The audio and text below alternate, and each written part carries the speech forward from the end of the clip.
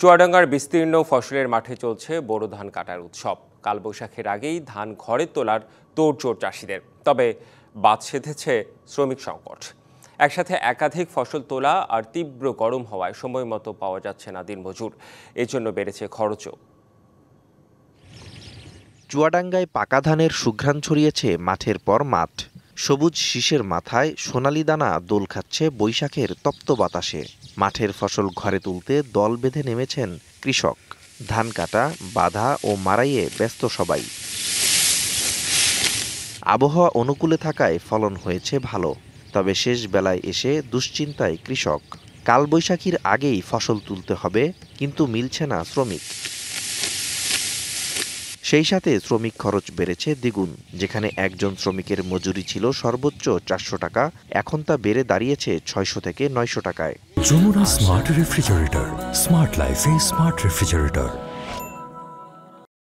আগে হচ্ছে দাম ছিল মুন্সির হচ্ছে 300 থেকে 400, এখন মনে করে এটা হচ্ছে মৌসুমের জন্য দাম বেশি।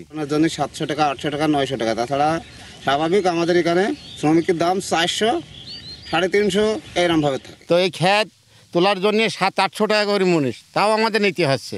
একই সাথে বোরো ধান, ভুট্টা আর আগাম সবজি চাষের সময় হওয়ায় চাহিদা বেড়েছে শ্রমিকের। এখন ভরা মৌসুম চলছে, ধান কাটা, ভুট্টা ভাঙা, পাট নিড়ানো, 600 টাকা করে আমরা জন আসছে, সে ধান কাটা মারা করছে। এবছরে ধানের ফলন প্রচুর আছে, 25 থেকে 30 মণ পর্যন্ত ফলন আছে। স্থানীয় কৃষি বিভাগ জানায়, চুয়াডাঙ্গায় কৃষক ধান কাটার জন্য মেশিনের বদলে শ্রমিককে প্রাধান্য দেয়ায় দেখা দিয়েছে শ্রমিক সংকট। জমিতে ধান হচ্ছে, এই ধানটা তারা সাধারণত শ্রমিক দিয়ে কাটে। যান্ত্রিকীকরণ অবশ্যই আমাদের এই কৃষিতে দরকার, এবং আমরা মনে করি যদি যান্ত্রিকীকরণ হয় তাহলে উৎপাদন খরচ আরও অনেকটা কমিয়ে আনা সম্ভব। চুয়াডাঙ্গায় এবছর 35,720 হেক্টর জমিতে বোরো চাষের লক্ষ্যমাত্রা নির্ধারণ করা হয়। আবাদ হয়েছে 35,236 হেক্টরে। DBC news desk.